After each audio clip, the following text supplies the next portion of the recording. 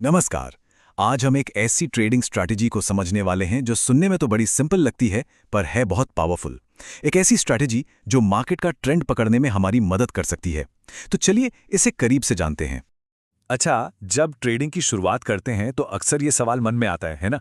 Chart पर इतनी सारी लाइनें ऊपर नीचे जाती रहती हैं और ये समझना मुश्किल हो जाता है कि बाजार आखिर करना क्या चाह रहा है। पर सोचिए, अगर इसको समझने का कोई आसान तरीका मिल जाए तो कैसा रहेगा? और यहीं पर एंट्री होती है एक्सपोनेंशियल मूविंग एवरेज यानी ईएमए की।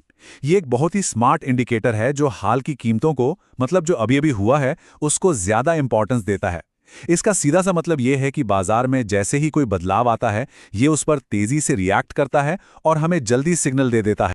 अब आप सोच रहे होंगे कि ये सिंपल मूविंग एवरेज यानी एसएमए से अलग कैसे है। बहुत बड़ा अंतर है। ऐसे में जैसा कि नाम से ही पता चलता है, वो सभी कीमतों को बराबर का वजन देता है, जिसकी वजह से वो थोड़ा सुस्त हो जाता है। वहीं दूसरी तरफ ईएमए हाल की कीमतों पर ज्यादा फोकस करता है, जिससे वो कहीं ज्यादा तेज और फुर्तीला होता है। और ट्रेडिंग में ये तेजी ही तो सब कुछ है। तो चलिए अब आगे बढ़ते हैं और देखते हैं कि ये काम कैसे करता है। इसको समझने का सबसे अच्छा तरीका है कि इसे एक टीम की तरह देखा जाए, जहां हर ईएमए का एक खास रोल है। तो ये है हमारी ईएमए टीम।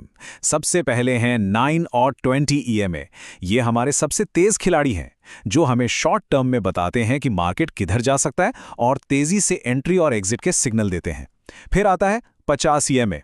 ये हमारे सेफ्टी नेट की तरह है, एक मजबूत सपोर्ट और रेजिस्टेंस का काम करता है। और आखिर में आता है 220 ईएमए। ये है ट्रेंड का राजा। ये हमें मार्केट का ओवरऑल डायरेक्शन बताता है कि मार्केट असल में ऊपर जा रहा है या नीचे, इसी का हुक्म चलता है। ठीक है, अब जब हम टीम से मिल चुके हैं तो चलिए देखते हैं कि इस टीम का इस्तेमाल करके हम खरीदने का एक अच्छा मौका यानी एक बाय सेटअप कैसे ढूंढ सकते हैं। लेकिन नियमों पर जाने से पहले जल्दी से सेटअप देख लेते हैं।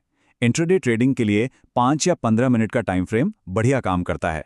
और हाँ, अपने चार्ट पर इन चारों ईएमएस को लगा लेना है, 9, 20, 50 और 200।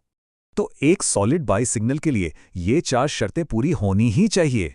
चलिए एक एक करके देखते हैं। पहली बात, प्राइस जो है वो 200 ईएमए के ऊपर होना चाहिए, मतलब सीधा है, मार्केट का बड़ा ट्रेंड ऊपर की तरफ है। दूसरी शर्त, 9 ईएमए को 20 ईएमए के ऊपर होना चाहिए।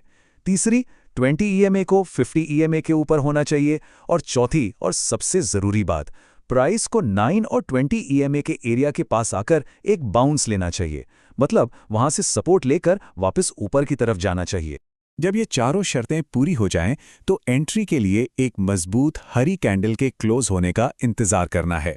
अब रिस्क मैनेजमेंट भी जरूरी है, तो स्टॉप लॉस 20 ईएमए के ठीक नीचे लगाया जाता है और टारगेट के लिए पिछला हाई या फिर एक अच्छा 1:2 का रिस्क रिवॉर्ड रेशियो सेट किया जा सकता है।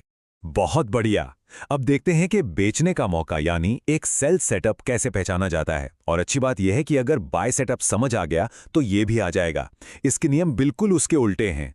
तो सेल सेटअप के लिए सबसे पहली शर्त है कि कीमत 200 ईएमए के नीचे हो, जो कि एक डाउन ट्रेंड का साफ संकेत है।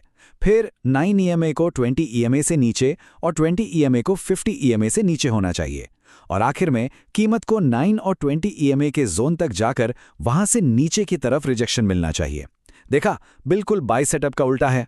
एंट्री का तरीका भी वैसा ही है, बस यहां एक मजबूत लाल कैंडल के बंद होने पर एंट्री ली जाती है। और इस केस में स्टॉप लॉस को 20 ईएमए लाइन की ठीक ऊपर रखते हैं, ताकि अगर ट्रेंड हमारे खिलाफ जाए तो नुकसान कम से कम हो। देखिए, कोई भी स्ट्रैटेजी सिर्फ नियमों से नहीं चलती। कुछ सुनहरे नियम होते हैं जो इसे एक डिसिप्लिन ट्रेडिंग प्लान बनाते हैं। चलिए उन पर भी एक नजर डालते हैं। ये रूल्स बहुत बहुत जरूरी हैं। पहला रूल, ईएमए को कभी अकेले यूज नहीं करना है।